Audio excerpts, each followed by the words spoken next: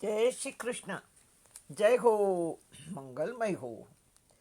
આપણે ગુરુ કરીએ, પરીક્ષા કરવા નહીં, પણ ક્યારે રૂબરૂ મળવાની ઈચ્છા જરૂર કરવાની. ગુરુ કરવાના, પણ રૂબરૂ મળવાની ઈચ્છા પણ કરવાની. જગતમાં એવો કોઈ જ સંસારી માનવ નથી કે જેના જીવનમાં સમસ્યાઓ નહીં આવી હોય. ભલે તમે સાધન સંપન્ન હશો, તો ગુરુ તમારે ત્યાં આવવા તૈયાર થઈ જશે. પણ સામાન્ય હશો તો ત્યાં આવવા માટે બહાના બતાવશે. આવો, ગુરુને પૂનમના ચંદ્રમાની ઉપમા કેમ આપી છે એ જાણવાનો પ્રયત્ન કરીએ. ગુરુ પૂર્ણિમા કહ્યું છે. પૂર્ણિમા એટલે ચંદ્રમા. ચંદ્રમાની 16 કળા છે, તેમ ગુરુની પણ 16 કળા છે.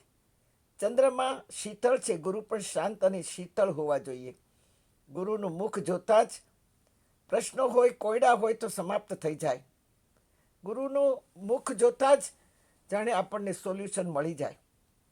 આપણે ગુરુમાં ગઈકાલે 7 સ્વરૂપ જોયા. પહેલું તો સાદું જીવન, સરળતા હોવી જોઈએ. બીજું સજ્જનતા હોવી જોઈએ. ત્રીજું સરળતા હોવી જોઈએ. ચોથું સાધના હોવી જોઈએ. પાંચમું ગ્રંથોનું જ્ઞાન હોવું જોઈએ. છઠ્ઠું ધર્મનું પાલન કરતા હોવા જોઈએ ગુરુ. હા, સાતમું સમદ્રષ્ટિ, ત્યાં સુધી આપણે કાલે જોયું. આઠમું ત્યાગ, ગુરુનું જીવન ત્યાગી હોવું જોઈએ. એક માણસ ગુરુ પાસે આવ્યો અને કહ્યું, ગુરુજી, મને ડાયાબિટીસ બહુ વધી ગયું છે અને હું મિષ્ટાન છોડી શકતો નથી, શું કરું? ગુરુએ કહ્યું, 15 દિવસ પછી આવજે. 15 દિવસ પછી પેલો માણસ ગુરુ પાસે ગયો ત્યારે ગુરુએ એટલું જ કીધું કે તું સાકર અને ગોળ ખાવા છોડી દે. પેલો માણસ હસ્યો. એને હસતા હસતા કહ્યું કે મહારાજ, હું પહેલાં આવ્યો ત્યારે તમે કેમ નહીં કહ્યું? આટલી જ વાત કરવાની હતી તો. ગુરુએ કહ્યું, મને પણ ડાયાબિટીસ છે, પણ હું આ છોડી નહોતો શકતો. મેં વિચાર કર્યો કે હું છોડું પછી બીજાને ઉપદેશ આપું. મેં 15 દિવસથી ગોળ ને સાકર છોડી દીધી અને તેથી તને બતાવ્યું કે હું છોડી શકું છું, તો તું કેમ નહીં છોડી શકે? આ ગુરુ છે. અને પછી મેં તને કહ્યું કે હવે તું છોડ. હા, ગુરુ કહે કે માયા મમતા છોડી દો. આજના ગુરુઓ કહે, માયા મમતા છોડી દો, જે કાંઈ છે તે અમારા મંદિરમાં, અમારા મઠમાં આપી દો. આપણા મોદીજી કહે છે કે મંદિરોમાં દેવાની કોઈ જરૂર નથી. કરોડો કરોડોના ફંડ છે દરેક મંદિરમાં.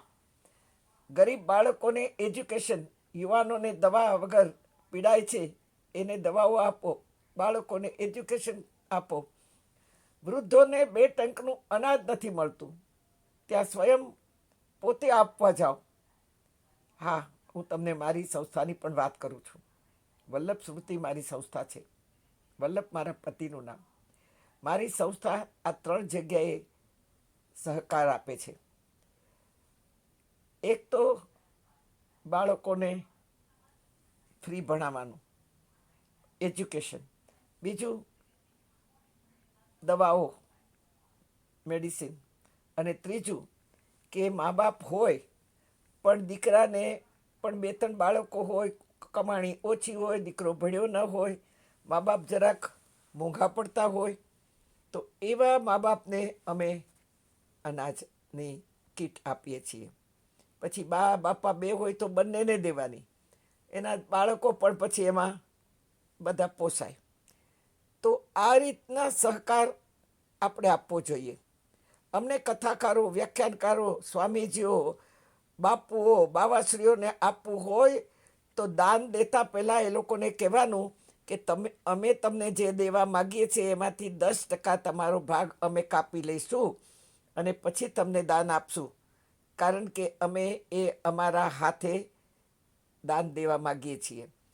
કોઈને પણ દો, એમાંથી 10% તમે પોતે જ તમારો ભાગ કાપી લો અને તમારા હાથે દેવાવાળાને પણ દો અને એમાં 10% ઓછું દઈ અને તમારે જેને દેવું હોય, બાળકોમાં, યુવાનોમાં, મેડિસિનમાં, તો ત્યાં દો.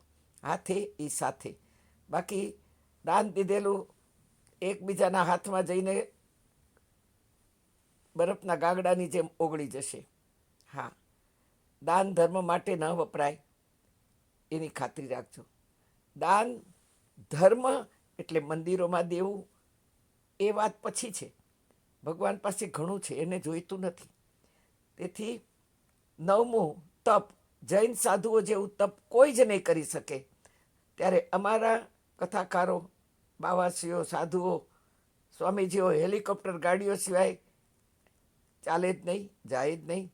સર્વધર્મ સંભાવ, મારા હિન્દુ ધર્મ એની